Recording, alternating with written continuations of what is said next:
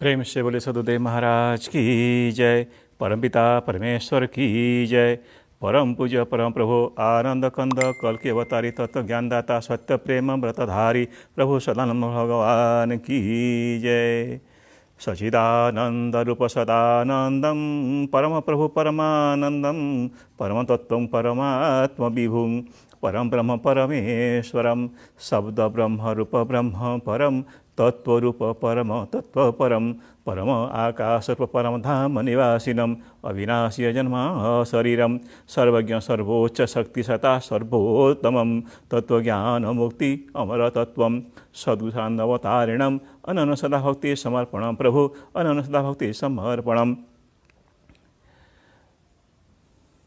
मृच्छनि बहनि धने कलयसि करवालं धूमकेतुमिव किमपि करालं केशवधृत कल्कि शरीर जय जगदीश हरे परम प्रभु जय जगदीश हरे जय जगदीश हरे परम प्रभु जय जगदीश हरे। सत्यव्रतं सत्यपरं त्रिसत्यं सत्य हि योनि निहितं स सत्ये सत्यं स सत्यं कृत सत्यनेत्रं सत्यात्मगतं शरणपपना प्रभु शरणं पपनः सदानन्दं सद्रूपं च सत्यधर्म प्रकाशितं सर्वधर्म परिश्रेष्ठ भक्तिमुक्ति न संशयः शरण सदानन्दं शरणं नित्यं सर्वकाले पदाम्बुजं ते पादे वदते नित्यं भवन प्रमुच्यते। नमस्ते भगवतबन्धो नमस्ते भवतारकं नमस्ते करुणासिन्धो भृत्यबन्ध नमोस्तुते। अनथा शरणं नास्ति तुमेव शरणं मम तस्मात् कारुण्यभावेन रक्ष रक्ष हे परमेश्वर। यस्य भासा विभातीदं सर्वसद सदात्मकं सर्वाधारं सदानन्दं परमात्मनं हरिं भजे।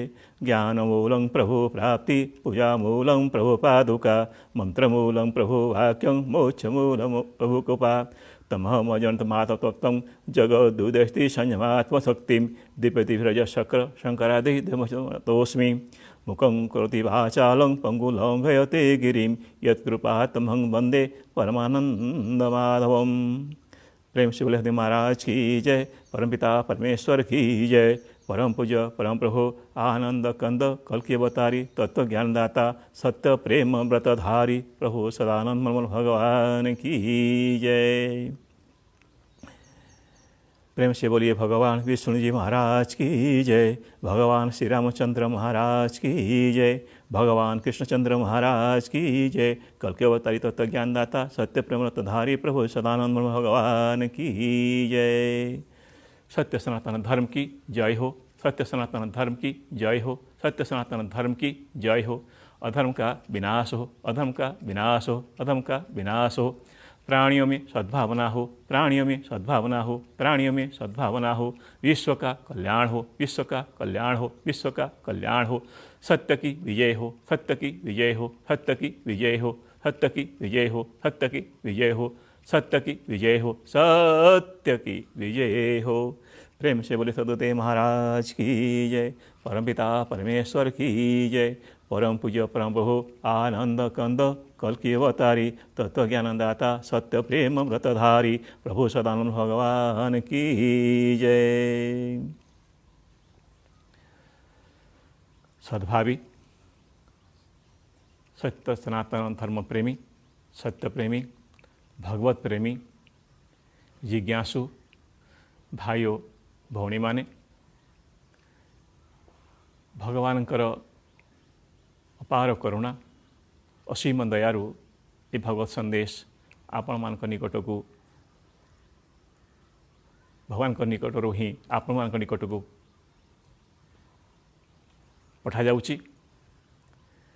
तेणु सत्य खोजी भाई भौणी माने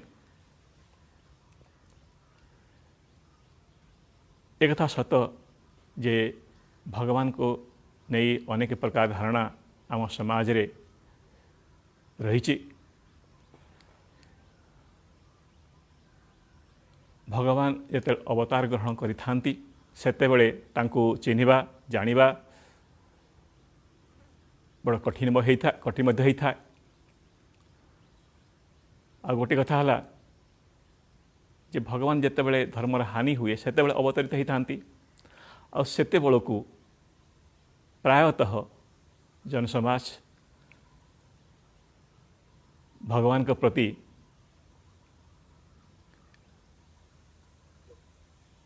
एक प्रकार माने नास्तिकतार भाव आसी जाए प्रति जुगरे निज निज धारणा निज निज मत अनुसार भगवान को प्रमाणित करने चाहिए किंतु वास्तव में जे भगवान कौन व्यक्ति नुहंती कौन वस्तु नुहंती कौन मूर्ति फट नुहंती से हेले सर्वोच्च सताशक्ति शब्द रूप तत्व तत्व रूप शब्द परम तत्व रूप आत्मतत्व रूप भगवत तत्व अद्वैत तत्व होती सी शरीर धारण करी से अद्वैत तत्व शरीर धारण करी क्रियाशील होती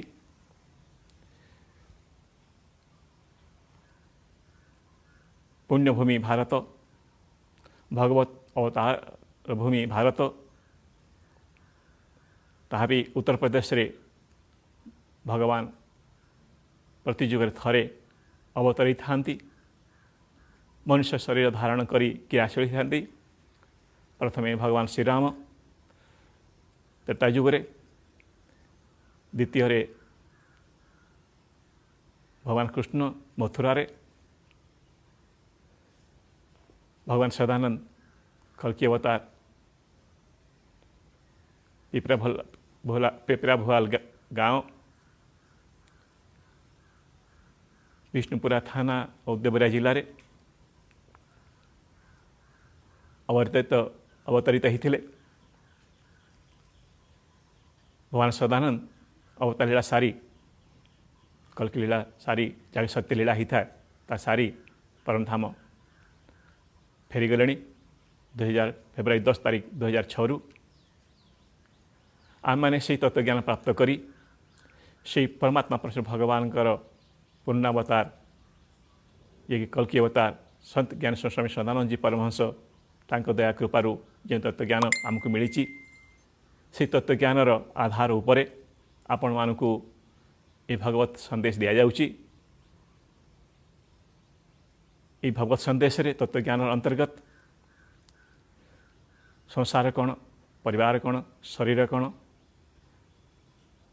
यहाँ कि लौकिक होता है ताकू जानिबा जीव कौन आत्मा कौन परमात्मा कौन ताकू मत जानिबा अलग अलग भाव में जो पर्यंत आमे अलग अलग भाव में जानी नाहांती परमाणु ठारू परमात्मा पर्यंत से पर्यंत धर्म मार्ग बा सत्य मार्ग बंद ही रही जानिबा द्वारा सत्यर मार्ग खुली था कहीं ज्ञान ही सत्य सत्य ही ज्ञान भगवान द्वारा सृष्टि होता जेकोसी छोट वस्तु बा मनुष्य द्वारा तैयारी होता कौन कृत्रिम वस्तु यदि आप हाथ में अच्छी यदि आप जानी नाहांती तार लाभ बा आमे बा तार क्षति जहाँ हवा कथा आमे ताहा जानी पारिबा नहीं बा तार लाभ नहीं पारिबा नहीं सही क्रम रे संसार कौन आपन को जनागला जहाँ भौतिक दृष्टि रे हमको ये संसार देखा जाउची से ताहारी आधार रे संसार परिभाषा आपन को जणी दियागला ये क्रम रे प्रथम भाग रे जना जाइछि द्वितीय भाग रे आमे काली देखिले शरीर भितर मातृगर्भरे शरीर संरचना किपरि होउची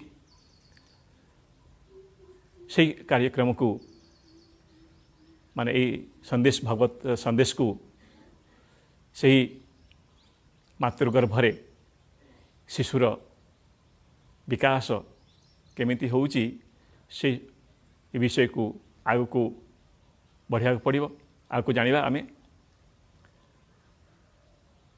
एसबू आपको जना जाउची एथिपाई जे आपणकर अस्तित्व सहित परिचित करने ये जो 6टी अस्तित्व रही संसार परिवार शरीर जीव आत्मा परमात्मा लौकिक अपरलौकिक भितरे ये 6 अस्तित्व जो रही ताहाको न जानिले आमे निजर अस्तित्व को जानी पारिबा नहीं बा सूक्ष्म जगत स्वर्गनर को जानी पारिबा नहीं दिव्य जगत को बंध जानी पारिबा नहीं शाश्वत जगत जहाँ सृष्टि बाहर ताकू मत जापर ना। तेणु परमाणु ठारू परमात्मा पर्यंत सरहस्य जानकारी विधान होता है धर्म, जहाँ सत्य प्रधान, दोषरहित, उन्मुक्त, मुक्ति, अमरता, मोक्ष युक्त विधान होता है, जहाँ निर्दोष पद्धति होता है, सत्य प्रधान जीवन पद्धति होता है। तेणु सत्य प्रधान जीवन पद्धति रे बचवा हेले प्रथम सत्य कहू पड़े। सत्यम बद धर्मचर, सत्य कहले जाई आपण धर्म आड़ को जाई पारिबे, बिना सत्य कही आप सत्य आड़ को जाई पारिबे नाही। तेणु ए सृष्टिर सत्यता को बा असत्यता को आमको जानिया पड़िबो, वास्तवता को जानिया पड़िबो। तेणु सही क्रम रे आमे आज आगको जानिबा कौन ना आम काली जानिथिले जे गर्भ भितरे शरीर व्यवस्था केमिति होउची जानिथिले। एबे आज ए क्रम रे आमे जानिबा जे आम मातृगर्भ रे जेतले शरीर तैयारी हुए, नाभि चक्र अर्थात नाभि केन्द्र रे आमर सृष्टि होता है। शरीर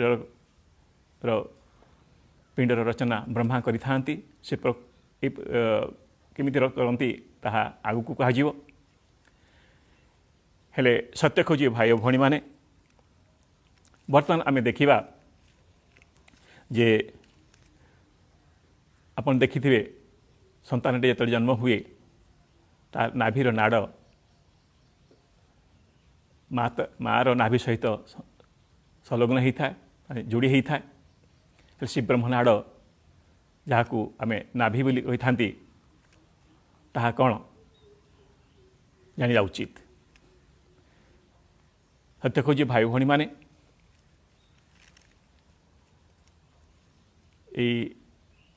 ब्रह्मनाड़ जहाँ को ब्रह्मनाड़ कह जाए बा कमल नाड़ माने पद्मनाड़ बोली बंधु कह जाए, गर्भस्थ शरीर रे ए नाभि कमल स्थित एक नाड़ी ही होता है, गोटे नाड़ी ही होता है। ताहा radio, television set, racket, radar आदि जंत्र अंतर्गत से जमी एरियर लगी थाए, आंटेना लगी थाए, ठीक से भाया होता है। अन्य शब्द यदि आम कहवाक जीवा परम आकाश परम धाम रूप शक्ति और आत्मसत्ता सामर्थ्य प्रेषण केंद्र power and soul supply station रु शक्ति और आत्मसत्ता सामर्थ्य को धरिया पाई, कैच करिया पाई एरियर रूप नाड़ी बा ए ब्रह्मनाड़ ही तैयारी होइछि। भगवान ठारू बा परम धाम रु परम आकाश परम धाम ठारू नाभि मनुष्य शिशु नाभि पर्यंत लिंक रही था। जिन प्रकार radio, television set, rocket, radar आदि रे एरियर बा आंटेना कार्य करि थाए, ठीक सही कार्य गर्भस्थ शरीर रे नाभि कमल स्थित ए ब्रह्मनाड़ से काम करि थाए। नाभि कमल स्थित ब्रह्मनाड़ रो एकमात्र कार्य है आत्मज्योति रूप शब्द शक्ति बा आत्मशक्ति सत्ता सामर्थ्य को धरिबा, कैच करिबा, आउ कुंडलिनी शक्ति को ताहा अर्पण करिबा, कैच करी कुंडलिनी शक्ति को ताहाको अर्पण करिबो। तेणु सत्य खोजी भाई भौणी माने ब्रह्मनाड़ जहाँ को हिंदी भाषा रे नार पुरैन बोली कह जाए अथवा शरीरस्थ एरियर एकमात्र कार्य है शक्ति और आत्मसत्ता सामर्थ्य प्रेषण केंद्र power and soul supply station रु आत्मज्योति बा शब्द शक्ति बा ब्रह्मशक्ति बा शिव शक्ति बा दिव्य शक्ति बा नूरे इलाही बा आलिमे नूर बा आसमानी रोशनी बा डिवाइन लाइट अथवा ब्रह्म तेज को धरिया पाई कैच करिया पाई कुंडलिनी शक्ति अंतर्गत स्थित अहम शब्द रूप जीव सहित संबंधित करिबा आउ कराइबा ही होता है।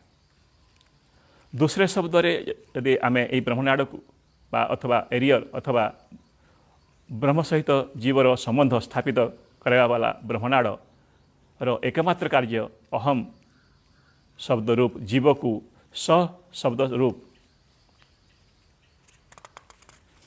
आत्मज्योति बा ब्रह्मज्योति सहित संबंध स्थापित करिबा बा जोड़िबा ही होता है। आपण माने देखिबे जेते शिशुटी जन्म लाभ करे से समय कहं कहं कहं शब्द करी कांदे। पृथ्वीर जेकोसी भाषा अंतर्गत जेकोसी देश रे शिशुटी जन्म हेले से गोटे भाषा रे ही कांदी थाए। तार रहस्य कौन माने से कहं और सहंग कहंग आउ सहंग या कौन होता है। गर्भस्थ शिशु शरीर रचना जेते बड़े पूरा हो जाए अथवा हिरण्यगर्भ जेते बड़े पूर्णतः माने आसपास रूप शरीर रे परिवर्तित हो जाए। शरीर रूप शरीर गठन हो जाए से अहम रूप जीव प्राण प्रतिष्ठापन होता है। सेतेबेले शीघ्रतार सहित गर्भस्थ शिशुर अंतर्गत यही प्रश्न रूप आवाज बा शब्द बा साउंड हेराको लगी था कहं कहं कहं। ए प्रकार आवाज जार अर्थ कौन हो पारे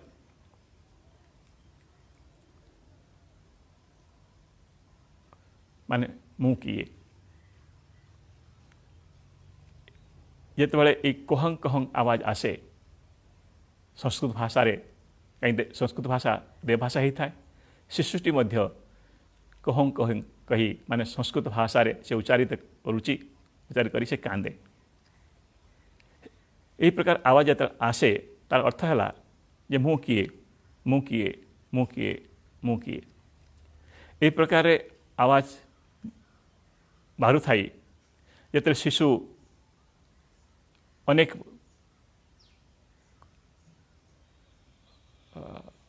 कष्ट यातना पाए हेते बेले जवाब आसे मैं उत्तर आसे अर्थात उत्तर आसे शिशु को जे दिव्य ज्योति अथवा ब्रह्मज्योति दिखाई देता है जहाँ सह शब्द से युक्त था माने सह शब्द सहित युक्त था। पुनर्बार देखा जाऊ जे सही सहशब्द शिशु भितरे प्रवेश करुथाई वही सहशब्द शरीर रे प्रवेश करी अहम शब्द रे परिवर्तित हो जाता है। जो अहम शरीर अंतर्गत कायम रहता है सही अहम शरीर भितर प्रवेश करी कायम रहता है। पुनः हम देखा से सह प्रवेश करी रही था अहम रूप से जीव बाहर को बाहरी था जेहेतु प्रथमतः सह प्रवेश कला सशक्ति प्रवेश कला आउ अहम परे बाहर को आसवा आरंभ कर देता है। सेतिबाई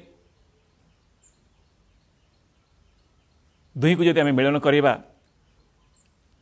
सेतेबेले सह युक्त अहम सोहम शब्द रूप नहीं जाए, शब्द रूप में परिणत हो जाए।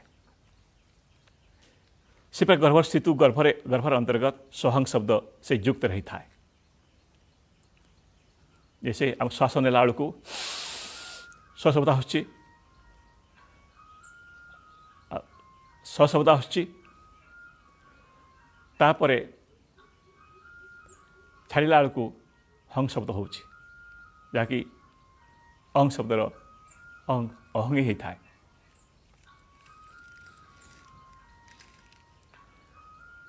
तेणु सत्य खोजी भाई भौणी माने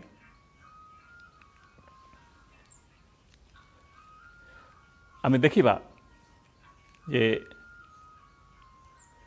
से सहंग शब्द जहाँ अजपाजप रूप श्वास प्रश्वास क्रिया प्रक्रिया सहित शक्ति शरीर अंतर्गत प्रवेश करी बिना कौन बाह्य वस्तुर सहायता समस्त आवश्यकता को पूरण करें।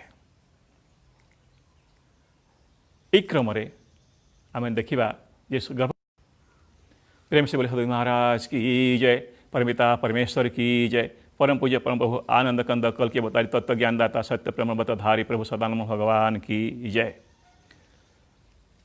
सत्य खोजी भाई भौणी माने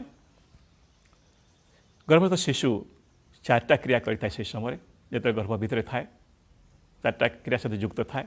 प्रथम है अमृतपान। अमृतपान प्रत्येक व्यक्ति अंतर्गत जिह्वा मूल जो जीभ अच्छी, जीभर मूल उपरे एक कंठकूप रही था। यह कंठकूप को अमृतकूप मध्य कहा जाता है। गर्भस्थ शिशुर जिह्वा मूल सहित ऊपर को उठिक से कंठमूल पड़ रही था, लगिक रही था। जीभटा टाणी होगी से कंठ मूल अमृतकूप सहित जोड़ी हो रही था। शिशु अमृतपान मान करि थाए।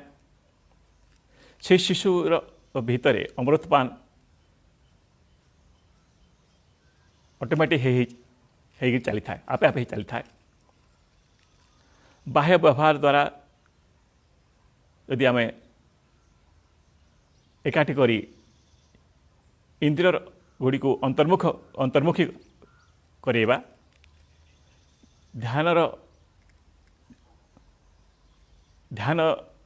ध्यानस्थ अवस्था रही जिहा को टाणी जिहा मूल ऊपर को कंठकूप स्थिर करने वाली पद्धति बा प्रक्रिया को खेचरी मुद्रा बा अमृतपान विधि कही था। जो जहाँ गर्भस्थ शिशु स्वतः ही सया ही रही था। आप मैंने देखिए जिते योगी साधक साधना करे से खेचरी मुद्रा रही था। खेचरी मुद्रा अर्थ जीभ को टाणी कंठकूप भर्ती करवा खेचरी मुद्रा।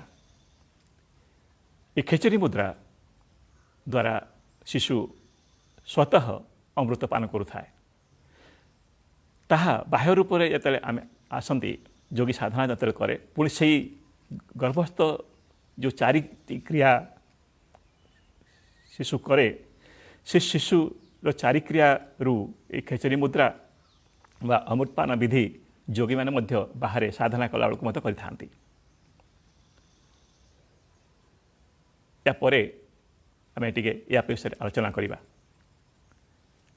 ये अमृतपान विधि जहाद्वारा शिशु युक्त रही था, यदि से अमृतपान विधि रे सिद्धि लाभ कर साधक क्षुधा पिपासा सर्दी गर्मी मूर्छा विष आदि आदि को मध्य जीति जाई था। बिना भोजन रे हुष्टपुष्ट रही तेजयुक्त हो जाई था। यदि खेचरी मुद्रा एमती विशेषता अच्छी खाद्य पानीय आवश्यकता रही न था।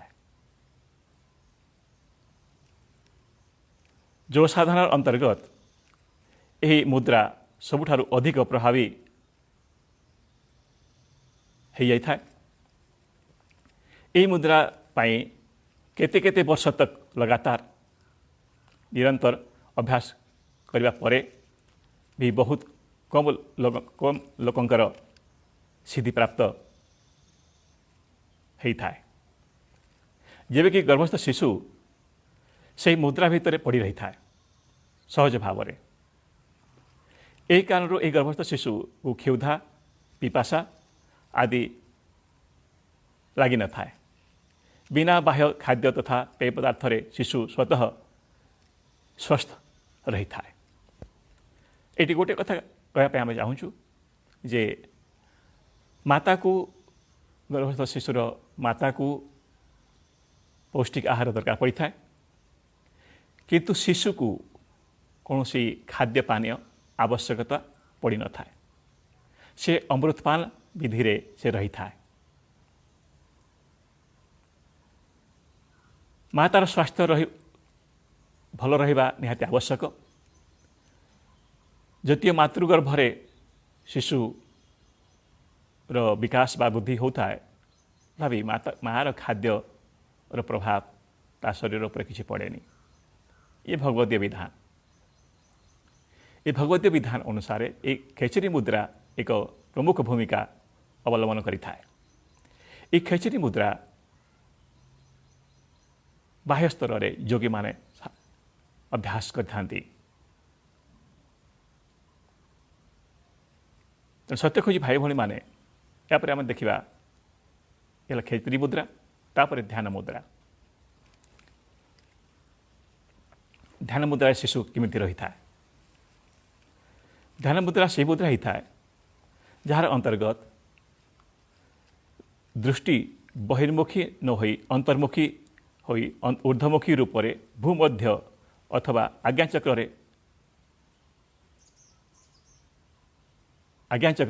राखी रही था। एकाग्रता रखी ध्यान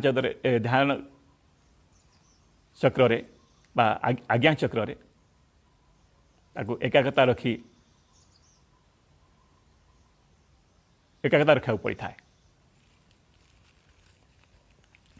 दिव्य दृष्टि तथा बा तीसरी दृष्टि तृतीय दृष्टि द्वारा जहाँ युक्त रही कारण शंकर जी को मध्य त्रिनेत्र कहा जाता है। आत्मज्योति बा ब्रह्मज्योति बा दिव्यज्योति बा परम प्रकाश बा सहज प्रकाश बा भर्ग ज्योति बा चांदना बा नूरे इलाही बा आलिमे नूर बा आसमानी रोशनी बा ब्रह्म तेज बा डिवाइन लाइट आदि आदि साक्षात्कार यही ध्यान मुद्रा अथवा दिव्य दृष्टि द्वारा कर जाता है। गर्भस्थ शिशु ध्यान मुद्रा रही था सदा सर्वदा ज्योतिर्मय रही था। आत्मज्योति बा ब्रह्मज्योति सहित युक्त शरीर आत्मज्योति बा ब्रह्मज्योति सहित युक्त है चिदानंदमय होई पड़ी रही था। गर्भस्थ शिशु आत्मज्योति बा ब्रह्मज्योति सहित युक्त है चिदानंदमय स्थिति रे पड़ी रही था। एक कारण शिशु ऊर्ध्वमुखी रही था आखि बंद करके रही था। आखि बंद करके रही था से ध्यान करूथा ध्यान मुद्रा रही था। जहाँ अंतर्गत जीव ज्योतिर्मय आत्मा बा ब्रह्म सहित युक्त होई पड़ी रही था। यही आत्मज्योति बा ब्रह्मज्योति परम आकाश रू परम धाम रू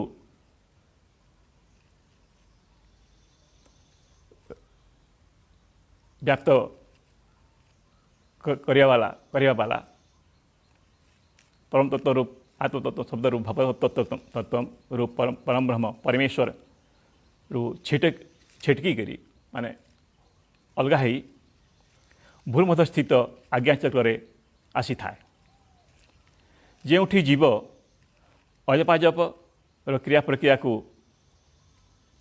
अजपाजप क्रिया माध्यम पहुँची स्वरूप आत्मज्योति बा दिव्यज्योति बा ब्रह्मज्योति साक्षात्कार करुथाई चिदानंदमय स्थिति रे कायम रही था। गर्भस्थ शिशु यही मुद्रारे पड़ी रही था ध्यान मुद्रारे खेचरी मुद्रा रे अमृतपान करुथाए आउ से दिव्यज्योति को दर्शन करी दिव्य दृष्टि द्वारा दिव्यज्योति को दर्शन करी ध्यान मुद्रारे पड़ी रही था मातृगर्भरे। तापर देखिबा या परे हुए अनाहदनाथ आत्मज्योति बा दिव्यज्योति अथवा ब्रह्मज्योति अंतर्गत गोटे दिव्य ध्वनि शिशु को शुणा मिलू था। दिव्य ध्वनि क्रिया प्रक्रिया को ही अनहदनाद कह जाए था। यही क्रिया प्रक्रिया सदा सर्वदा निरंतर धुन रूपरे असीम केते प्रकार ध्वनि एथिरे निहित रही ताहा निश्चित करा जाई पारिबो नाही। पृथ्वी रे आम जेते सबु म्यूजिक बा वाद्ययंत्र बजाउछन्ति जेते प्रकार वाद्य बजाउछन्ति तार प्रतीक मात्र ये अनहदनादर किंतु ए अनहदनादर केते प्रकार म्यूजिक अछि कहि आज पर्यंत गणना करि पारि नाहंती।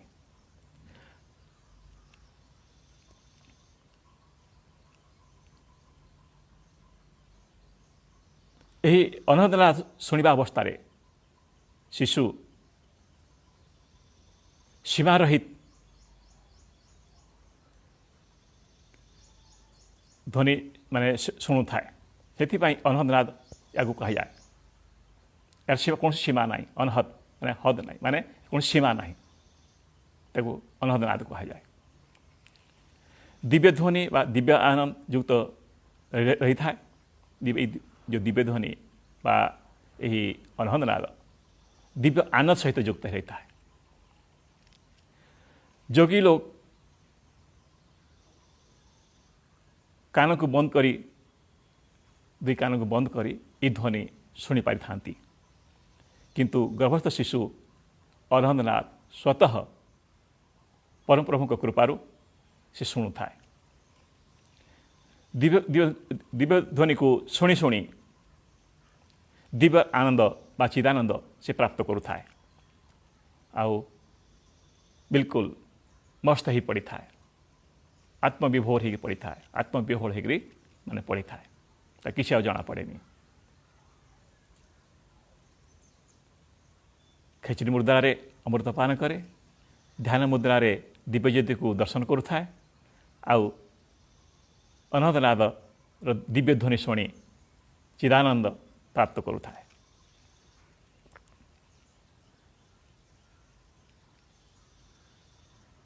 तापरे आमे देखिबा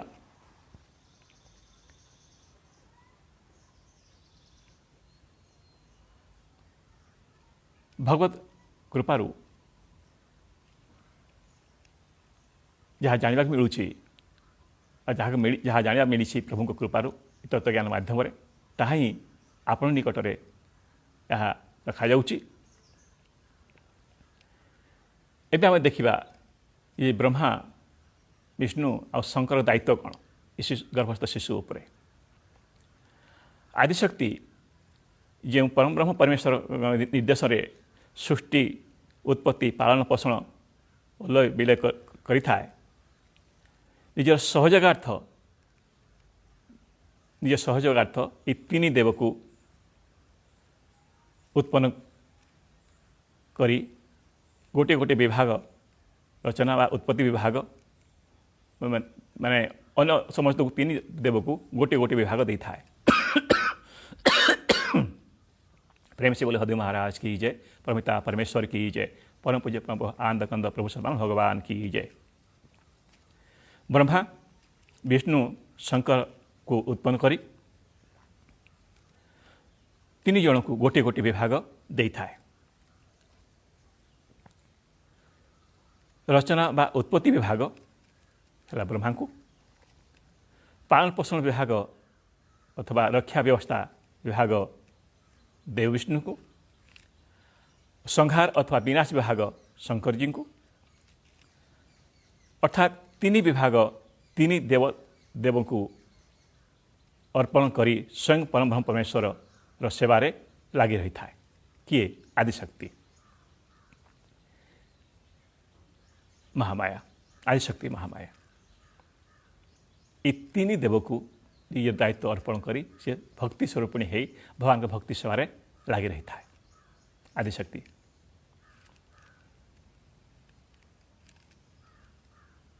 एबे देखिबा जे गर्भस्थ शिशु जो उपरे ब्रह्मांकर दायित्व कौन। अक्षय बिंदु रु हिरण्य रूप होई गर्भस्थ शिशु रूप में परिवर्तित हो जाता है। यही अक्षय बिंदु रु गर्भस्थ शिशु तक मझिरे जहाँ किसी भी क्रियाकलाप तथा रक्षा व्यवस्था करा पड़ी था सबु दायित्व ब्रह्मांक उपरे ही न्यस्त रही, ब्रह्मांक उपरे ही न्यस्त रही। नाभि कमल अथवा ब्रह्मनाड़ बा मणिपूर्वक चक्र बा नाभि चक्र ब्रह्मांकर बासस्थान ही था। गर्भस्थ शिशुर क्षेत्र गर्भाशय पेट होता है जहाँ ब्रह्मा जी क्षेत्राधिकार अंतर्गत आसी था। ब्रह्मा जी से शिशुर शरीर रचना वाली प्रक्रिया जेपरी किसी ना किसी माने शरीर रचना कर दे थांती तापरे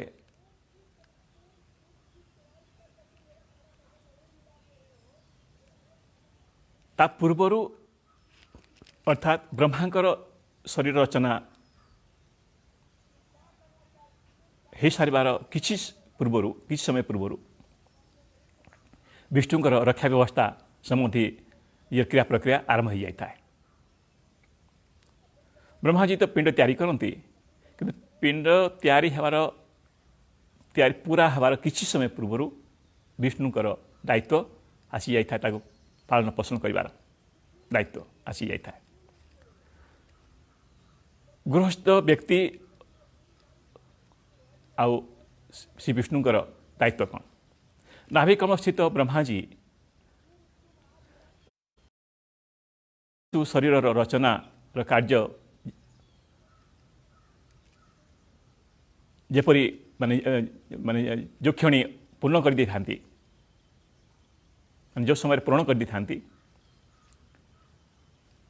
तार किछि पूर्वरु से शिशुर रक्षा व्यवस्था प्रक्रिया आरंभ हो जाता है।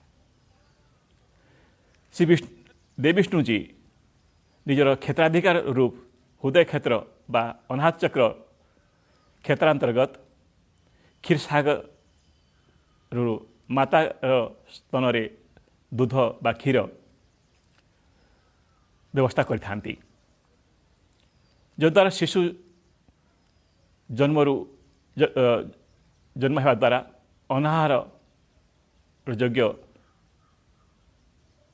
हवा तक अन्नाहार करिया पर्यंत अनाहार नुहे अन्नाहार माने अन्न आहार करा पर्यंत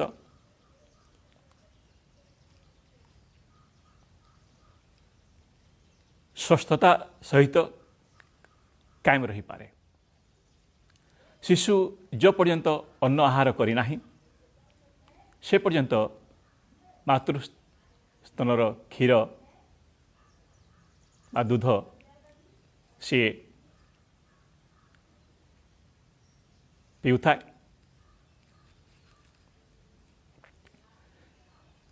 ଏହି ଲକ୍ଷ୍ୟର ପୂରଣ ହେବା ପାଇଁ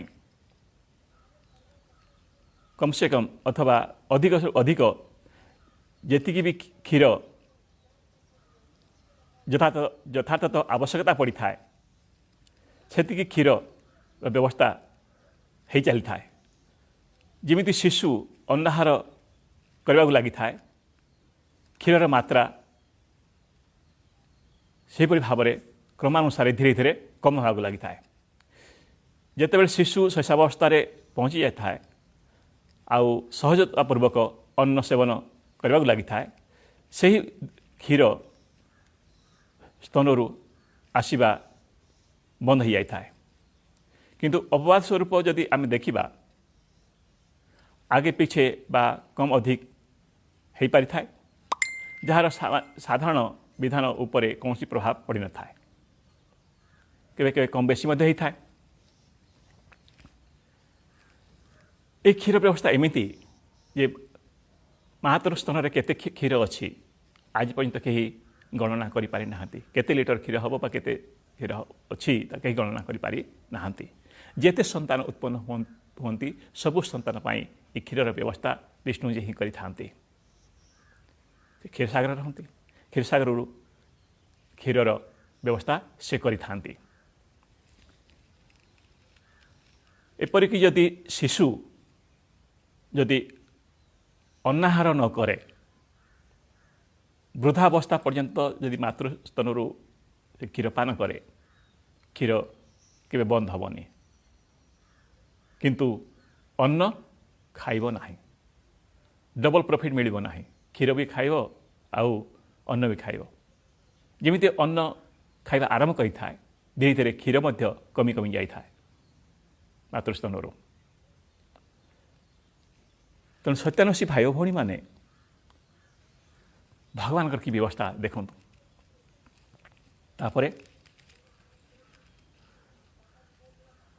ଆମେ ଦେଖିବା ଯେ ଗୃହସ୍ଥ ଜୀବନରେ ଯେତେବେଳେ ବ୍ୟକ୍ତି କର୍ମ କରିଥାଏ ବା ଭୋଗ୍ୟ ବସ୍ତୁ ଭୋଗ କରୁଥାଏ, ଚାରିଆଡ଼େ ଆନନ୍ଦ ଶୂନ୍ୟ ହେଇ ଶାନ୍ତି ରହିତ ହେଇ ସାଂସାରିକ ଗୃହସ୍ଥ ଜୀବନରେ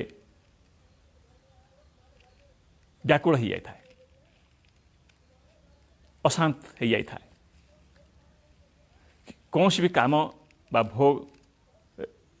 ଭୋଗରେ କଲ୍ୟାଣ ତ ଦେଖା ଦେଇନଥାଏ। ସେଥିପାଇଁ କର୍ମ ଆଉ ଭୋଗ୍ୟ ବସ୍ତୁ ଭୋଗ କରିବାରେ କର୍ମ ଓ ଭୋଗ୍ୟ ବସ୍ତୁ ଭୋଗ କରିବା ପ୍ରତି ବୈରାଗ୍ୟ ଉତ୍ପନ୍ନ ହେବାକୁ ଲାଗିଥାଏ, ଯଦ୍ୱାରା ବ୍ୟକ୍ତିର କର୍ମ ଓ ଭୋଗର ମାନସିକ ଅବସ୍ଥା ତ୍ୟାଗ କରିବା ପାଇଁ ଉତ୍ପ୍ରେରିତ ହେବାକୁ ଲାଗିଥାଏ। କଲ୍ୟାଣ, ଆନନ୍ଦ ଓ ଶାନ୍ତି ରହିତ ଜୀବନ କୌଣସି ଜୀବନ ହୋଇନଥାଏ। ତେଣୁ ଜୀବନ ତ ପଶୁପକ୍ଷୀ କୀଟପତଙ୍ଗ ମଧ୍ୟ ବିବାହ କରୁଛନ୍ତି। ମାନବ ଜୀବନ କାହିଁକି?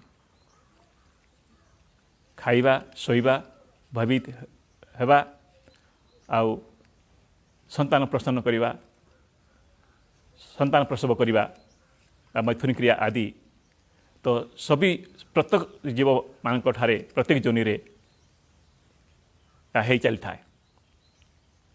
କିନ୍ତୁ ସତ୍ୟଜ୍ଞାନ ଅଥବା ସତ୍ୟଧର୍ମ ପାତ୍ର ମନୁଷ୍ୟ ଯୋନିରେ ଉପଲବ୍ଧ ହୋଇଥାଏ, ଅନ୍ୟ କୌଣସି ଯୋନିରେ ସମ୍ଭବ ନୁହେଁ।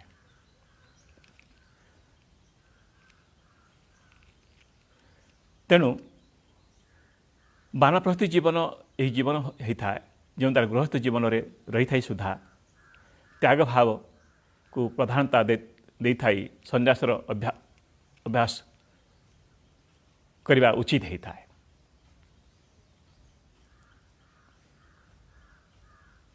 ଅନ୍ୟ ଶବ୍ଦରେ ଆମେ ଯଦି ଦେଖିବା ଯେ ଗୃହସ୍ଥ ଜୀବନ ବ୍ୟତୀତ କରୁଥାଇ ନିର୍ବାହ କରୁଥାଇ परम ब्रह्म परमेश्वर बा परमात्मा उत्कट जिज्ञासा सहित खोजा को आरंभ करवा ता सहित त्याग प्रधान भाव में श्रद्धापूर्वक संत महात्मा सेवा करुथाई गृहस्थरे संन्यास तक पहुँचा प्रयत्न करुथाई संन्यासर पूर्व जीवन बानप्रस्थ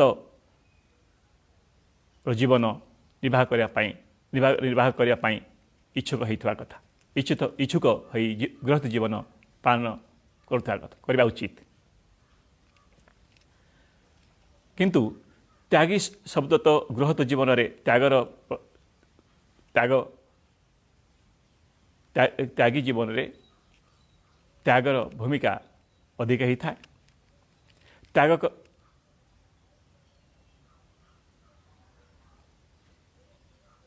त्याग मध्य आवश्यकता पड़ी था। किंतु गृहस्थ जीवन में कर्म करुथाई बा परमात्मा प्रति श्रद्धापूर्वक पूर्ण समर्पण भाव में रोथाई संत महात्मा सेवा गृहस्थरे महत्वपूर्ण भावी परमात्मा को जानिबा चिन्हापाई निजर परम कल्याण स्वरूप परम शांति प्राप्त पाई निजर सर्वस्व को त्याग भाव प्रधान रोथाई कर्म करिबारे ही त्याग ही निहित था। गृहस्थ जीवन में त्याग भाव नहीं वैराग्य भाव नहीं परमेश्वर भगवान खोजा भाव नहीं रहा उचित। गृहस्थ जीवन में संन्यास मध्य एक जीवन ही था। बानप्रस्थी जीवन मध्य ही था। गृहस्थ जीवन पूर्णतः त्याग और उत्कट जिज्ञासा पूर्वक प्रभु परमात्मा तलाश खोजा मनोभाव रखी जो संत महात्मा माने मिलती सेते बल तक सेवा भगवान खोज श्रद्धा और समर्पण भाव सहित नियमित अभ्यास करता उचित होता है। जेतल तक परम प्रभु बा परमात्मा जानकारी बा चिन्हा परिचय न मिली से पर्यंत ये सबू कर्म माने त्याग भाव में साधु माता सेवा मध्य करवा उचित। परमात्मा जानकारी यदि होगला सदा सर्वदा पूर्ण श्रद्धा और समर्पण भाव सहित आशित हो श्री परमात्मा परमेश्वर भगवान प्रति निज तन मन धन से समर्पण करी पूर्णतः समर्पित हो जीवन निर्वाह करवा उचित। यही कर्म त्याग संन्यास अथवा जीवन चरम और परम उपलब्धि होता है। जिते अवतार बेला होता है यह गृहस्थ जीवन रू ही भक्त मान आसता। अवतार बेला केवल भगवान मिली था। सत्य खोजी भाई भौणी माने मोर भगवान को जदि पाइबापी हेले अवतार बेला केवल पाई हुए अन्य समय पाई हुए ना। विशेषतः पूर्णावतार जो होता है भगवान पाइबा सहज जी सहज से कठिन भी होता है। बिना आपण संस्कार और भगवान कृपा मोहरे भगवान से अन्य भक्त परिचय दे था समस्त परिचय दे न था।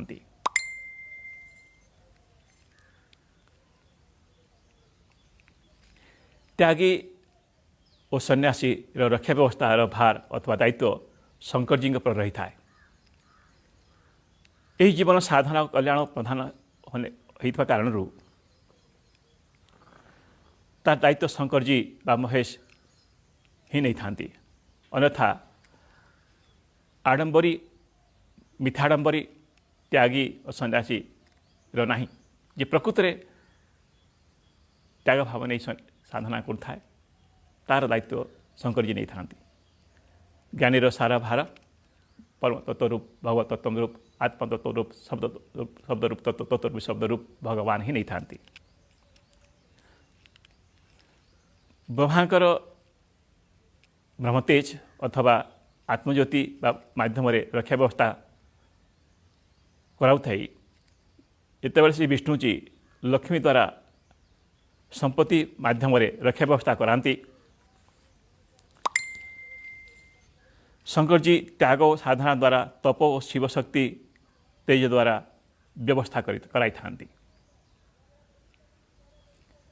अर्थात जितेबाला गृहस्थ ही रही था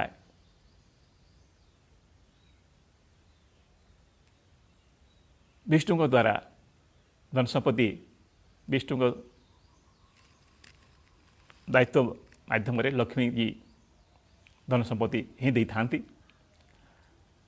जिते गृहस्थ जीवन को छाड़ी योगी त्यागी बैरागी यही साधना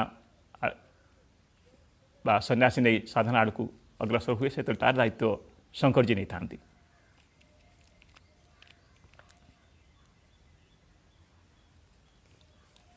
एटा देख यह कहवा तात्पर्य है जे आप शुणिक आश्चर्य हेबे जे चारि क्रिया गर्भस्थ शिशु करि थाए कौन चारि क्रिया ना दिव्यज्योति दर्शन अजपा जप अनंतनाथ श्रवण खेचरी मुदांतर्गत अमृतपान विधि ये चारि क्रिया करि थाए से ही चारि क्रियार नकली बा डुप्लिकेट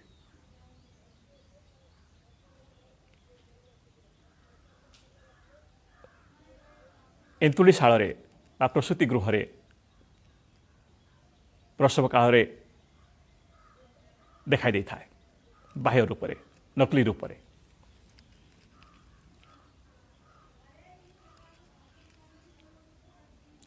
अज्ञानता रूप से यही चारि क्रियार प्राधान्यता सहित विवाह रूपक भ्रमपूर्ण कर्तव्य बा काम करा जाय थाए। यही चारि क्रिया जड़तावस्थ मृतक जे मरी जाय थाए ता सहित करा जाय थाए। केवल एतिकी नुहे भूल एवं भ्रमपूर्ण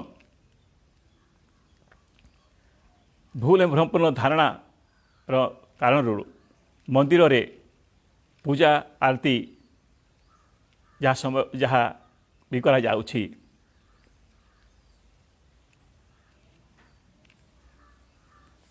से चारि क्रियार नकली रूप ही होता है जहाँ गर्भस्थ शिशु ये चारि क्रिया मातृगर्भ करि थाए। बाह्य स्तर रे प्रतीक रूप से ये पूजा पाठ आम करुचे मृतक मृताहर जहाँ कार्य करुचे विवाह जहाँ कार्य करुचे जहाँ भी पूजा पाठ आम करुचे कर्मकांड करुचे ये चारि क्रिया ही करा जाय थाए प्रतीकात्मक रूप से।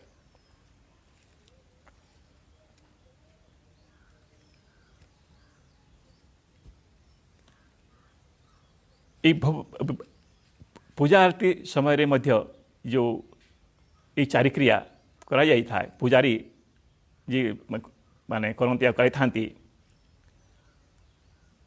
शेष ये चारि क्रिया जहाँ गर्भस्थ शिशु गर्भरे करू थाए जहाँ द्वारा नाना भ्रमजाल रे फसिकरी पथभ्रष्ट हो बाटबणा होकर वंचित हो जाए थाए।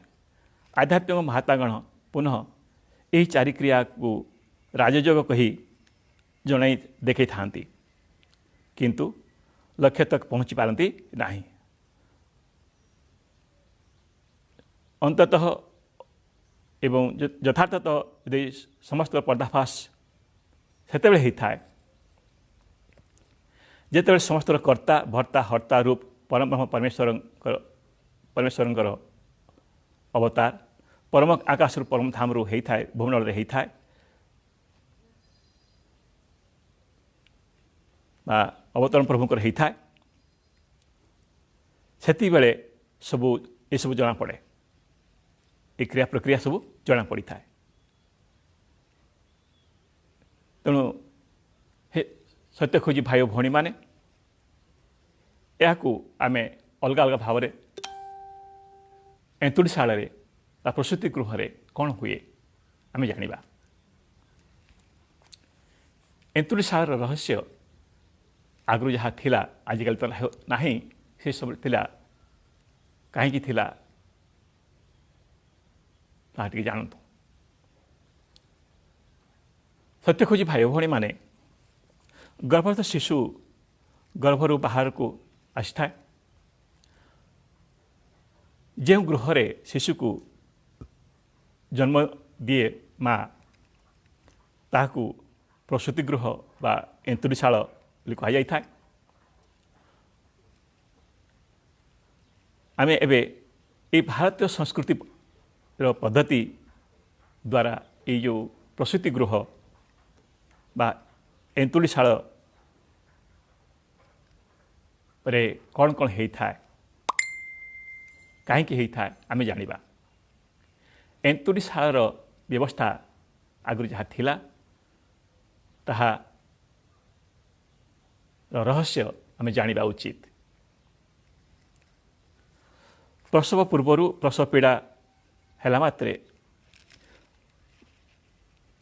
महिला को गर्भवती महिला को जिते प्रसव हेतु कौन कोठरी बा घर भितर को नहीं जाए था से प्रसव पीड़ा सहित युक्त महिला को प्रसव पीड़ा कम होगापाई अथवा अन्य कौन प्रणाली रे सहयोग प्रदान करने हेतु 2-4 जन अनुभवी महिला जहाँ घरर होती बा पड़ोसी होती बा अति नजदीक माने अति निकट संबंध थिबा लोक महिला होती से प्रसूति गृह से रही था जिते तो प्रसव अथवा शिशुर जन्म हो जाए न था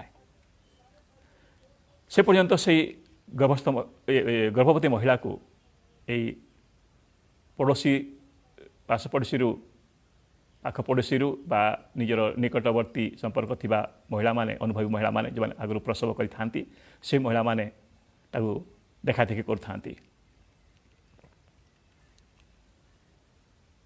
तेणु से प्रसव पाई जो महिला माने थांती देखा रेखा कर प्रसव सेविका अथवा से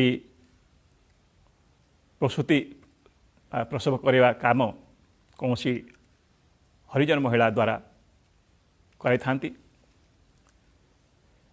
जमिति प्रसव सेविका बा प्रसूति गृह प्रसव कराउथिबा महिला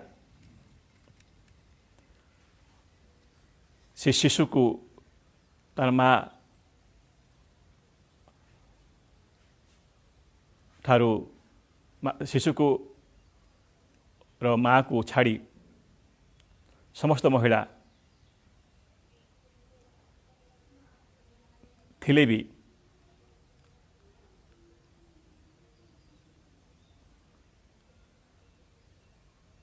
परे प्रसव परे बाहर को बाहर जाई जाती। ये प्रश्न उठुची जे प्रसव करवा महिला बा हरिजन महिला कहीं डका जाए था ये प्रश्न अति महत्व उत्तर रही तेणु या ध्यान दे शुणी बुझा प्रयास करने उचित। से प्रसव सेविका बा हरिजन महिला जे प्रसूति करे था कहीं डका जाए था से किए माने एमती शुणा मिले जे गर्भस्थ शिशु जिते गर्भर बाहर को आसी था से हरिजन महिला बा प्रसूति करने वाला महिला को डका जाए जी कि ये ब्रह्मनाड़ को काटी थाए जिते शिशु बाहर को आसी थाए से गर्भरू जो ब्रह्मनाड़टा लंबा हो बाहरी थाए से नाड़टा को से काटी थाए तेणु से नाभि को काटिवा द्वारा ताकू चमारुणी बा हरिजन महिला को कहा जाए से चमारुणी ही थाए चम को काटे जो चमारुणी ही थाए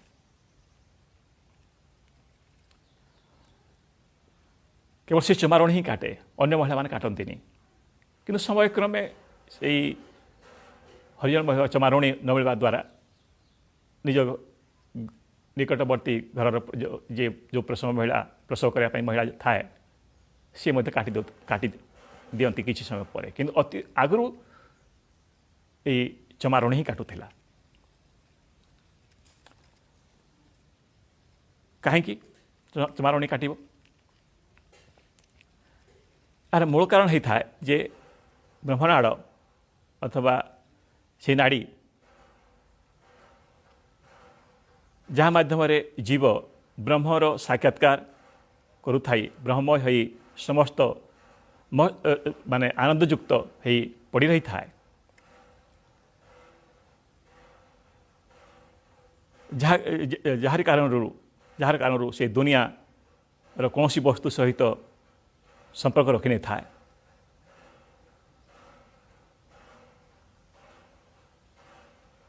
अन्य शब्द जब आम कह गर्भस्थ शिशु जो बाहर को आसी थाए हेते बेले नाभि कमल बा यही ब्रह्मनाड़ लगी रही थाए से ब्रह्मनाड़ विशेषता यह जे शिशु नाभि कमल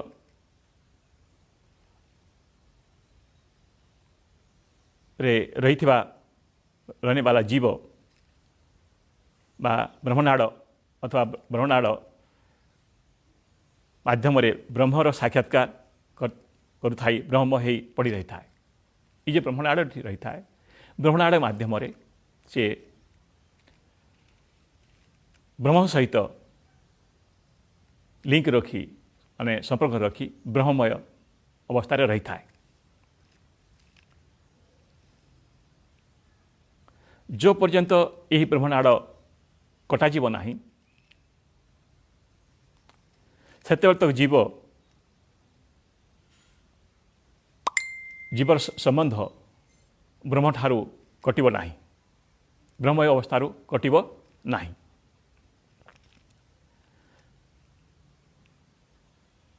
आउ जो पर्यंत से ब्रह्म सहित जीवर संबंध कटिब नहीं बा छाड़ब नहीं सेतल तक माता पिता भाई भौणी आदि संसार संबंध जोड़ब नहीं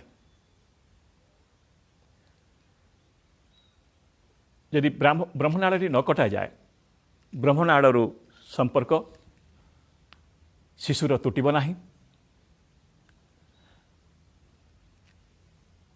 जद्वारा माता पिता भाई भौणी मान संपर्क जीवर जोड़ब नहीं अर्थात संसार सहित संबंध जोड़ापी जीव को ब्रह्म संबंध भांगा होता है छाड़ा होता है ब्रह्म सहित संबंध जोड़ापी संसार संबंध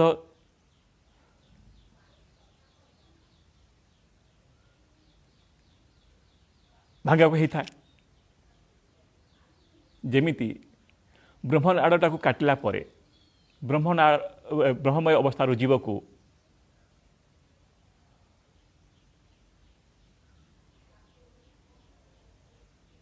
ब्रह्ममय अवस्था जीव को त्याग कर पड़ी था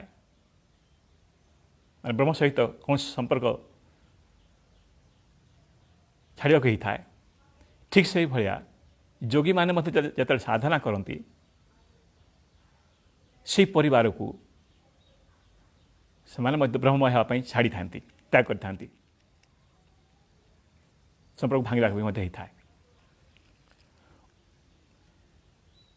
उदाहरणतः सुखदेव देखु कबीर को देखु अर्थात शिशु ब्रह्ममय ही ब्रह्म सहित जोड़ी रही था पुण से अवस्था को प्राप्त करने जोगी जो परिवार वाले ताको अलग करते से परिवार को से त्याग करी वैराग भाव नहीं पुणी से ब्रह्म सहित संपर्क जोड़ापी साधना करें।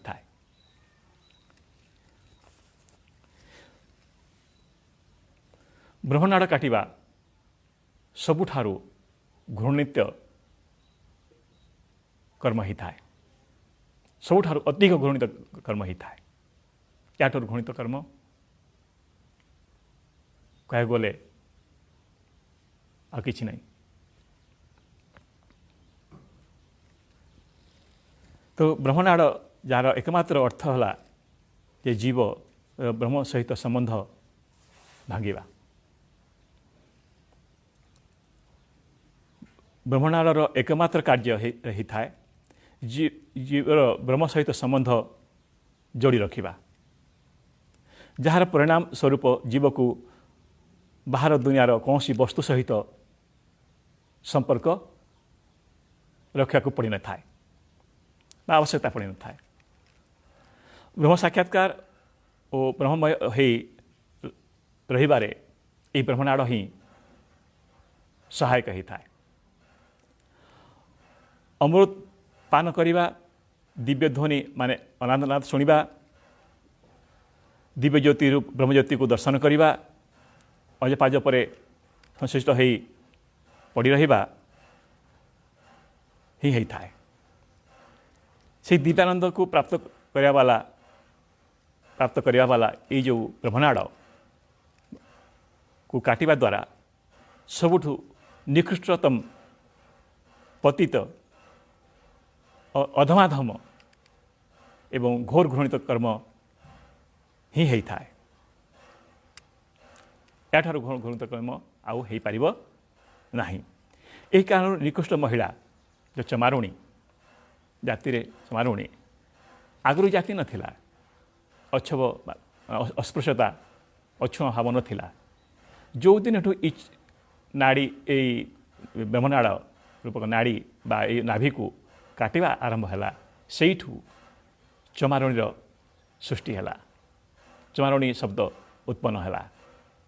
जो महिला ये ब्रह्मनाड़ काटिला ताकू चमारुणी कहगला चमार जाति से उत्पन्न है अस्पृश्यता अछुआ से आरंभ है।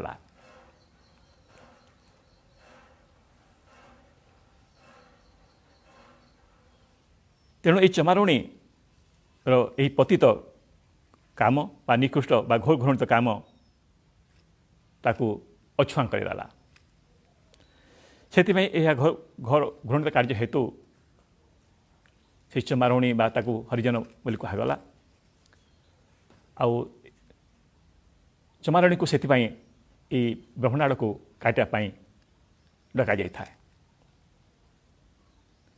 यह संस्कृति प्रधान समाज रे देखा देउथला जेतरे एंतुड़ी शाला थिला। ये ब्रह्मनाड़ काटिबार परिणाम है कौन इन ब्रह्मनाड़ काटिबा द्वारा प्रसव सेविका बा चमारुणी जेपरी प्रसूति गृह रे प्रवेश करि थाए उत्पन्न शिशु तथा शिशुर माँ पाखरे सेवार्थ अथवा सहयोगार्थ बसी अन्य महिला माने तुरंत से स्थान छाड़ी चली जाती कहीं चमारुणी से नाभि काटिब समस्त बाहर को बाहरी जाता कहीं जमी छुई न पारती छुआछुई भाव से आसीगला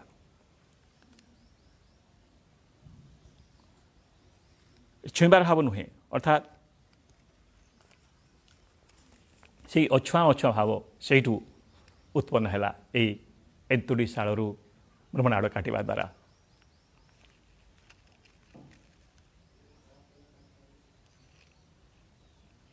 एपर्यंत शिशु जन्म हवा पर्यंत बा शिशुर नाभि न कटिबा पर्यंत कौन छुआछुदर भाव नथिला छुआछुआ भाव नथिला से ब्रह्मनाड़ बा नाभि को काटिला परे छुआछुई भाव उत्पन्न है यदि यह आम खोज यार कारण आम जब खोजा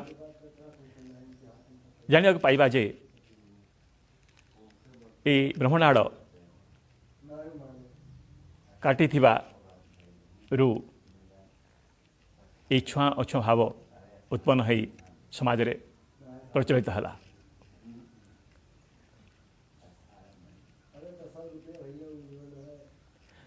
ये ब्रह्मनाड़ को काटिबा ब्रह्म ठारू संपर्क तुटेबा काम जो चमारणी करी थाए ताकू कहीं छुअंती ना घृण्य काम हो तेणु छुआ अछुआ भाव आसला ब्रह्मनाड़ काटिला परे गर्भस्थ शिशु को बा माँ को मध्य कहीं छुअंती ना बा से अंतुड़ी शाल को बा प्रसूति गृह को कहीं जाती ना प्रथम प्रथम तो ये चमारुणी जो समाज रे उत्कृष्ट महिला हो जाए अन्य अर्थ में जब आम देखा ये जो ब्रह्मनाड़ काटिबा द्वारा से जो निकृष्टतम कार्य कला माने ये जो अछुआ काम कला माने जेमिति कर्म कला तार परिणाम सदृश ऐसा ही ताकू प्राप्त है से भली ही ताकू प्राप्त है ब्रह्मनाड़ काटिबार अर्थ है जे जीव को ब्रह्म ठारू संबंध काटिबा जीवर संबंध ब्रह्म को ठारू काटिदेबा यह अति एठी देखिबार विचारण विषय या जे सृष्टि रे ब्रह्मा सहित जीवर संबंध ब्रह्म सहित जीवर संबंध सृष्टि रे ब्रह्म सहित जीवर संबंध काटिबा जेपरी कौन पतित काम होता है घृणित काम होता है तेणु सत्य खोजी भाई भौणी माने यार रहस्य आम टे जाना उचित ए रहस्य आम जीवन रे मनुष्य जीवन रे केमिति घटी चली से विषय ध्यान दे विचार करा उचित ये ब्रह्मनाड़ काटिबा ठारू घृणित कर्म आ किछि ही न थाए ये घोर पतित बा घोर घृणित काम चमारणी द्वारा हेबा कार्य हेबा जोगु ताकू अछुआ कर दिया गला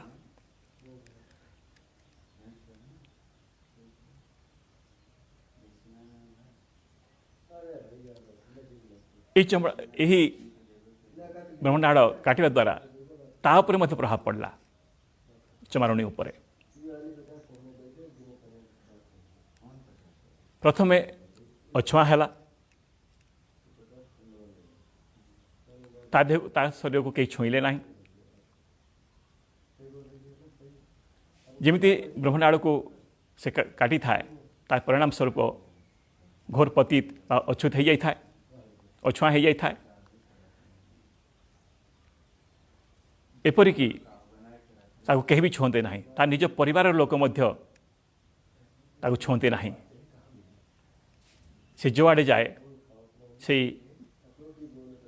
ब्रह्मनाड़ काटिला परे प्रसूति घर बाहरी गिरी से जाए सेते बड़े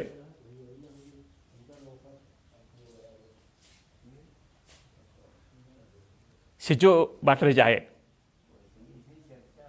पाद छुई माने जो बाटरे पाद चली चली जाए से स्थान मध्य अपवित्र बा अछुआ हो जाए माटी उपरे चलवा जोगु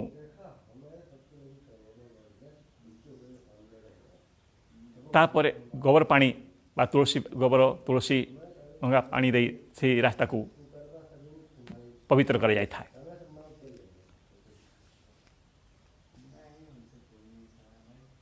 से रास्ता को पानी छींची पवित्र कर जाए था। एथिपाई जे से ब्रह्मनाड़ काटिला एति घृणित हो जाए।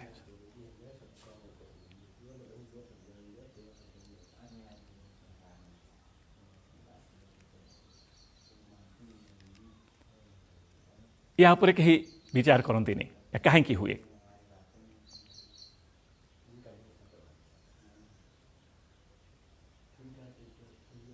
या कहीं होता है और कहीं करा जाए। जदि या विषय आम खोजा जानापी खोजा एकमात्र कारण आमको जना पड़ो एकमात्र उत्तर आमको मिल जे ब्रह्मनाड़ी काटिबा सबुठारु निकृष्टतम घोर पतित एवं घोर घृणित कार्य होता है। यही कारणरू चमारणी को साधारण महिलारू से चमारणी हो गला। चमारणी गोटे चमार जाति हो गला। स्नान करने पर से चमारणी महिला मध्य स्नान न कला पर्यंत परिवार लोक छुअंती नहीं। आउ एते घृणित हो जाए सी तार परिणाम स्वरूप जीव सहित जीवर संबंध ब्रह्म ठारू काटिदेला। एवं हम देखा अन्य कौन प्रभाव पड़ी था। स्वार्थी माता पिता उपरे मध्य यही ब्रह्मनाड़ काटिबार प्रभाव पकई था। फलस्वरूप गर्भ शिशु जेपरी गर्भरू बाहर आसता है प्रसूति गृह जन्म नहीं था अर्थात संतानोत्पत्ति हैला परे माता पिता पूर्व निर्देशन रे ब्रह्मनाड़ को काटिबा हेतु चमारणी को डाकी थांती। चमारणी बा प्रसव सेविका आसी थाए नाभि को काटी थाए। ताहार कारण एवं आपन बतागला। एबे देखिबा जे शिशु पर कौन प्रभाव पड़े। जन्मित शिशु रो ब्रह्मनाड़ कटई दिगला। शिशु सबुदिन सदा सर्वदा दिव्यानंद रूप ब्रह्मानंद रू वंचित हो गला। ब्रह्मनाड़ थिबा पर्यंत से दिव्यानंद रे पड़ी रही था। दुनियार कौन सी वस्तुर आवश्यकता पड़ी न था। सांसारिक समस्या रे से आक्रांत ही न था। अर्थात कौन सी प्रकार समस्या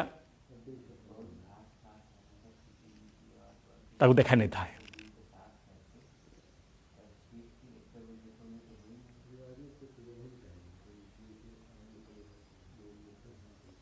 यदि गर्भस्थ शिशु गर्भरे थिला समय रे कौन सी प्रकार समस्या आसले भगवान दया कृपारू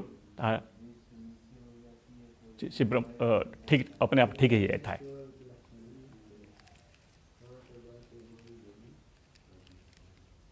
आपन देखिए जे ये ब्रह्मनाड़ काटिबा द्वारा शिशुर गृहस्थ जीवन बा सांसारिक जीवन संश्लिष्ट कर जाई परिबो नाही। शिशु को बा शिशुर नाड़ी ये ब्रह्मनाड़ बा नाभि को जदि न कटा जाए ताकू सांसारिक कर जाई परिबो नाही।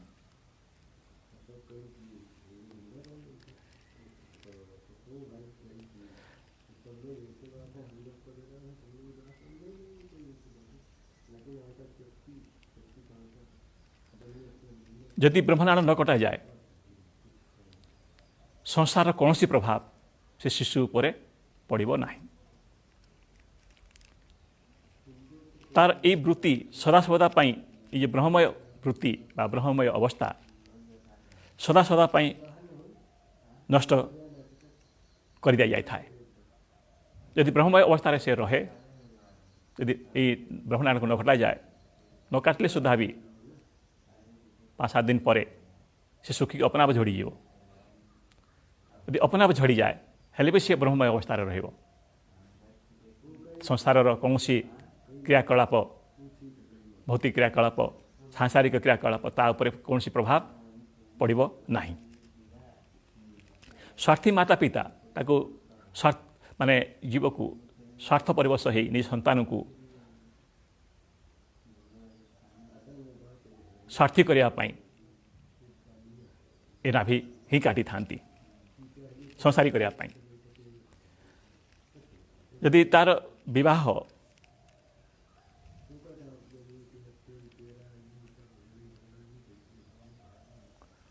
ताको यदि जबरदस्ती विवाह कर दिया जाए,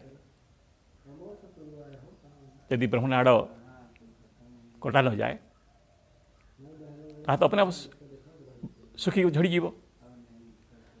से ब्रह्मनाड़ न कटा जीवा जोगु जदि से शिशु को बड़ है यदि जेते विवाह करदेले सुधा, जेते नारी सहित विवाह करदेले सुधा, जेते संतान उत्पत्ति ता द्वारा हेले सुधा ता उपरे से व्यक्ति उपरे कौन प्रभाव पड़ न था।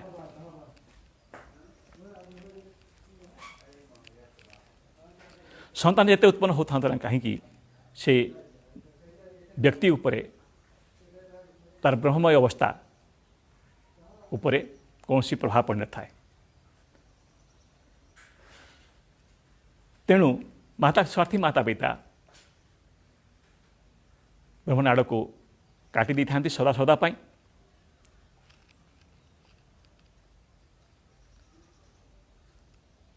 जे से सांसारिक हो जाओ, आम भली स्वार्थी हो जाओ, तार ब्रह्ममय अवस्था सदा सदा लगी न रहो।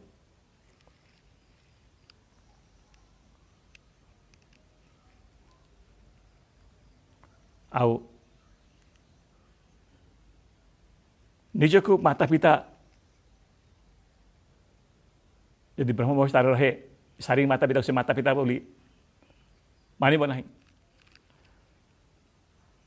निजर निज द्वारा उत्पन्न कराई निज भोगानंदर उत्पन्न कराई संतान को संतान मानव ना। से तो निजको पुत्र, भाई, पति, पिता, गृहस्थ मानि पारिबो आउ ना से शरीर भीतर थिबा जेते संपर्क अच्छी कौन व्यक्ति वस्तु जहाँ सब देखा दूची ताकू निजर बोली मानिबो यदि ब्रह्ममय अवस्था रही था। से सारा सृष्टि रे ब्रह्ममय बा आत्मवत दिखाई दौथा व्यक्ति जनक संसार प्रति निस्पृह रही था। संसार कौन प्रकार भूल बा भ्रम ताकू है न था। सदा से निर्विकारी निर्लेप और निर्दोष रूप से संसार रे अनासक्त भाव एआड़े एणे तेणे भ्रमण करने को से लगी रही था। दुनियार कौन आनंद ताको सुख दे पारि न था। दिव्यानंद बा ब्रह्मानंद वाला पद्धति को स्वार्थवश हो गला शिशु, स्वार्थवश है माता पिता को जो शरीर को माता पिता कहब,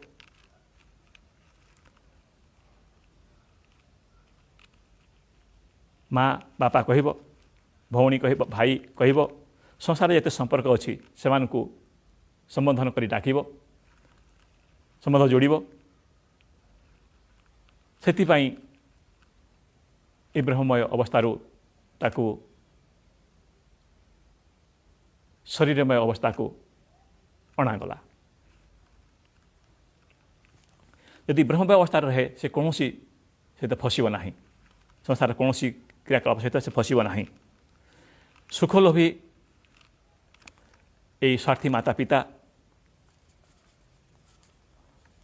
অনেক অভাব সমস্যার দুঃখর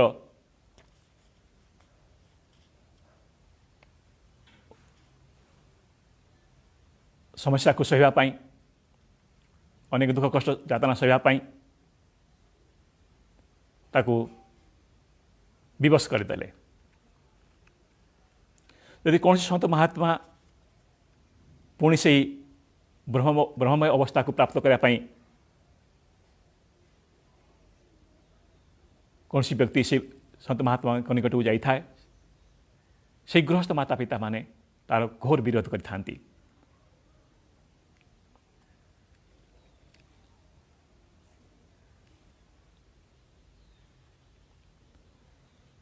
तेणु से व्यक्ति सांसारिक व्यक्ति स्वर्ग नरक तो भोगे ही भोगे 84 लक्ष जोनि यात्रा जन्म मृत्यु यात्रा जन्म मरण चक्रा जन्म मरण यात्रा ताकू मृत्युर यात्रा अनेक कष्ट यातनार भयंकर परिणाम भोगिया को ही था। प्रथम जो सृष्टि कर संसार को कायम रखिबार थिला सेतिपाई प्रजापति माने ब्रह्मनाड़ को काटिबा कटेबार सांसारिक क्रिया पद्धति बनई संतानपति परे नाभि को से ब्रह्मनाड़ को कटागला। यही कार्य से दिन प्रजापति मान ठारू आरंभ हो आसला। यही काम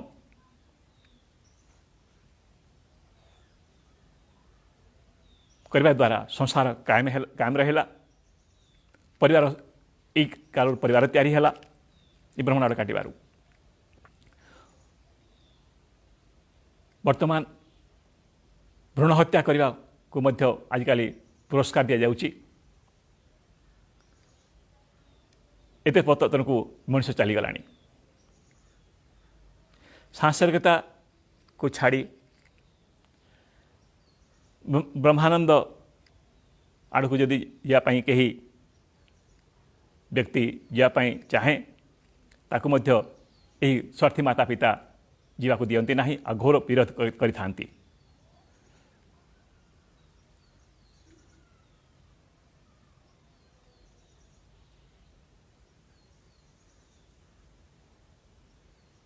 तेणु सत्य खोजी भाई भौणी माने यही कारण स्वार्थी माता पिता जो संतान को भगवान भक्त होगापाई बा सन्यासी होगापाई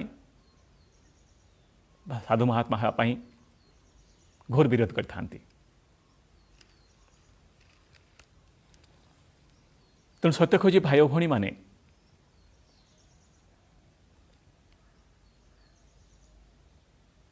आम देखा जे ये जो स्वार्थी माता पिता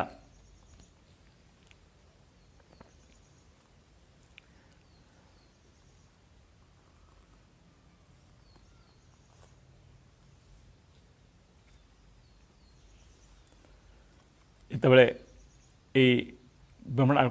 ब्रह्मनाड़ को कटि था काटि था यह बहुत निकृष्ट काम होता जो जो पर्यंत संस्कार करा जाई न थाए से पर्यंत माने एक प्रसूति गृह रे थिबा पर्यंत से महिला को जे संतान प्रसव करिथा जो महिला ताकू कहीं छुंती नहीं से शिशु मध्य कहीं छुंती नहीं छुईले स्नान आदि मान गाधा पड़ी था पवित्र होगा पड़ी था सेठी मध्य से संतान सहित से माता सहित छुआछुआ भाव रही था। सेते बेले से महिला पतिदेव मध्य छुई पारिबे नहीं शिशु को छुई पारे ना बा से महिला को छुई पारे ना से परिवार कौन सदस्य से माता को से महिला को मत कहीं छुंती ना से कोठरी को मध्य कहीं भूल रे मध्य जाती ना दरवाजा बा कबाट सदा सर्वदा बंद रखा कह जाए कहीं भी भीतर को प्रवेश करती ना बाहर बाहर देखी था कहीं से समय से अपवित्र रूपे मानि नहीं जाए आउ से बहुत घृणित हो जाए घृणित ये ब्रह्मनाड़ कटवा द्वारा से घृणित हो जाए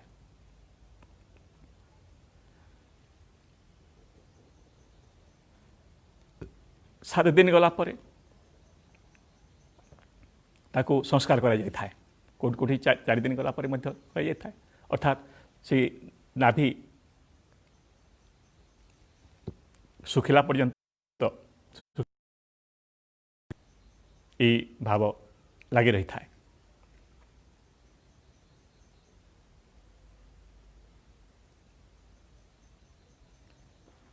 से प्रसूति गृह को से एंतुलशाला को कहीं से समय जाऊ नथिले छू नथिले अछुआ भाव जी काटिला सी अछुआ हला जी प्रसव कला सी अछुआ हला जो शिशु सी भी अछुआ हला ये ब्रह्मनाड़ काटिबा द्वारा केते घृणित काम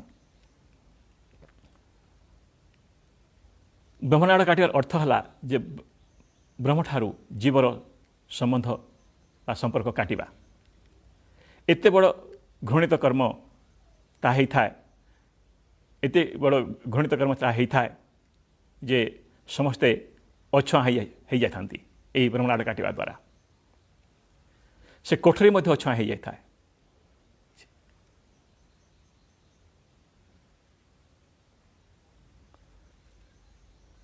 केवल एतिकी नुहे परिवार रे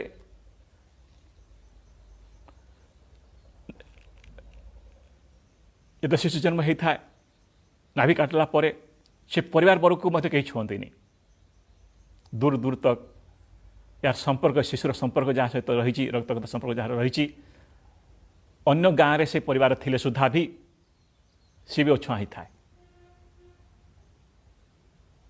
छुतिका रूपी संस्कार न कला पर्यंत समस्ते अछुआ ही थांती से समय कौन पूजा पाठ कार्य करा जाए न थाए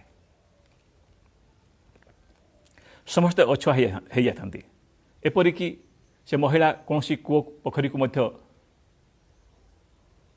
गाधापाई स्नान गले मध्य से कूओ पोखरी मध्य अछुआ हो जाए थाए समाज रे एमिति एते बड़ एभली घृणित भाव से ब्रह्मनाड़ काटिबा द्वारा हो जाता एते प्रभाव पड़ता से ब्रह्मनाड़ काटिबा द्वारा जे समाज पर मध्य प्रभाव पड़ूला परिवार पर मध्य प्रभाव पड़ूला ब्रह्मनाड़ काटिबा द्वारा तार अपवित्रता छुआंश भाव अस्पृश्य भाव माँ अछुआ घर अछुआ जोटी रहे से कोठरी अछुआ शिशु अछुआ से जहाँ बासन कुसन व्यवहार करे ताहा अछुआ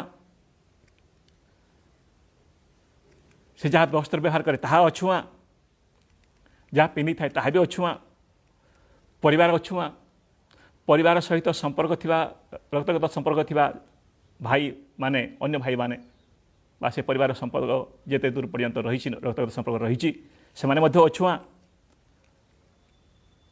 पर कारण यही ब्रह्मनाड़ काटिबा द्वारा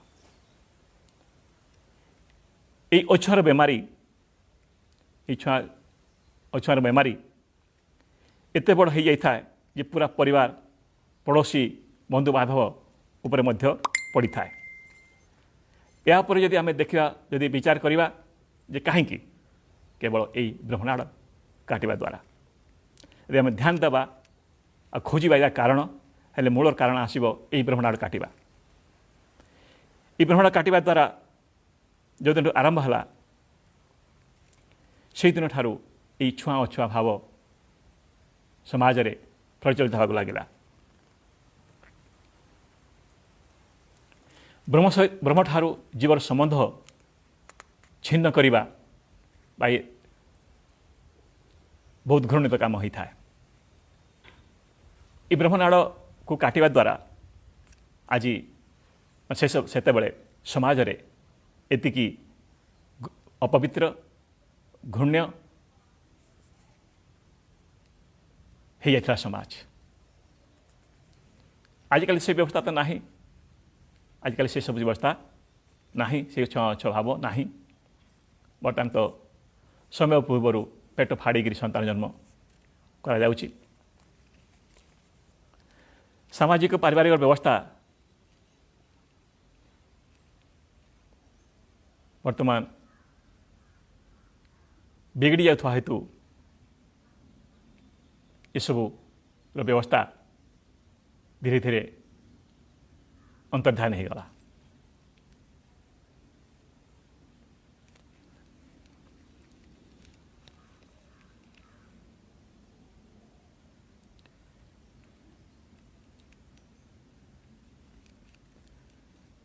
हेले ब्रह्मनाड़ काटिबार प्रभाव शिशु उपरे कौन पड़े?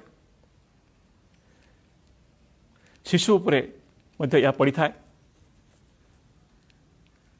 शिशु जो उत्पन्न हुए गर्भर बाहर को आसी थाए, देखा जाए थाए ये तार आखि बंद रही थाए, जुहा मुखरे माने सामान्य भाव में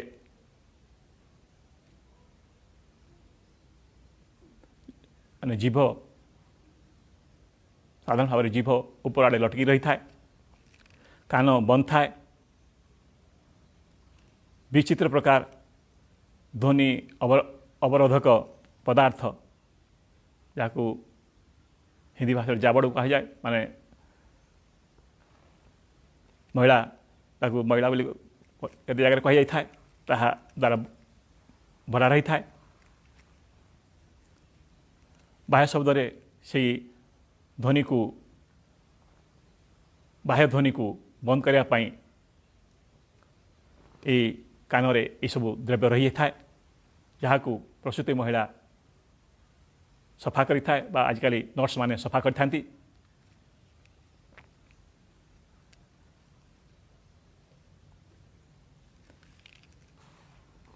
गृहस्थ को जना नहीं थाए जे यार महत्ता केते। यदि कौन आध्यात्मिक महात्मा कौन धार्मिक महापुरुष उपदेशरू बा वेद पुराण रामायण गीता बाइबल कुरान आदि सद्ग्रंथरू जानिया मिल जे ये प्रकार कर्म बा ये ब्रह्मनाड़ को काटिबा द्वारा तार प्रभाव तार लाभ परिवर्ते क्षति ही रही थाए।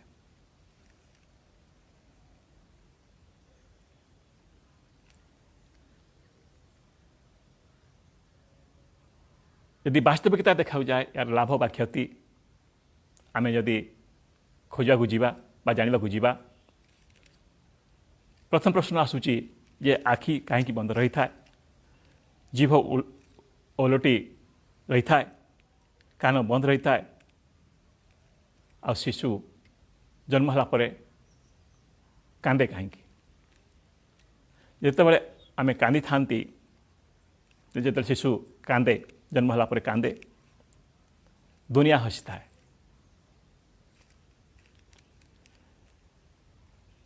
जितेबाला जीव हसे दुनिया कांदी थाए। यह कहीं होता है आदि आदि आम परवर्ती समय जाना पाइबा।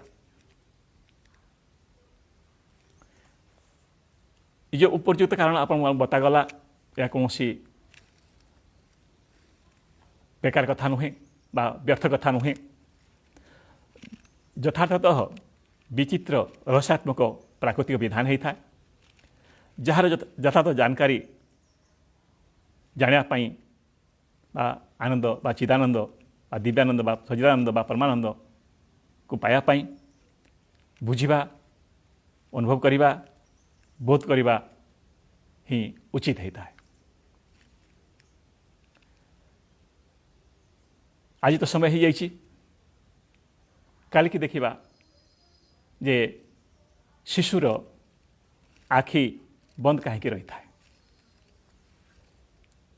यठार काल की आम आरंभ करवा। आज समय हो जाइए, एतिकिरे आज वाणी को विराम दूची। तो सत्य खोजी भाई भौणी माने से परमात्मा परमेश्वर भगवान खुदागण आम जयकार करवा। प्रेम से बोले सदुदेव महाराज की जय, परमपिता परमेश्वर की जय, परम पूज्य परम प्रभु आनंद कंद प्रभु सदानंद भगवान की जय।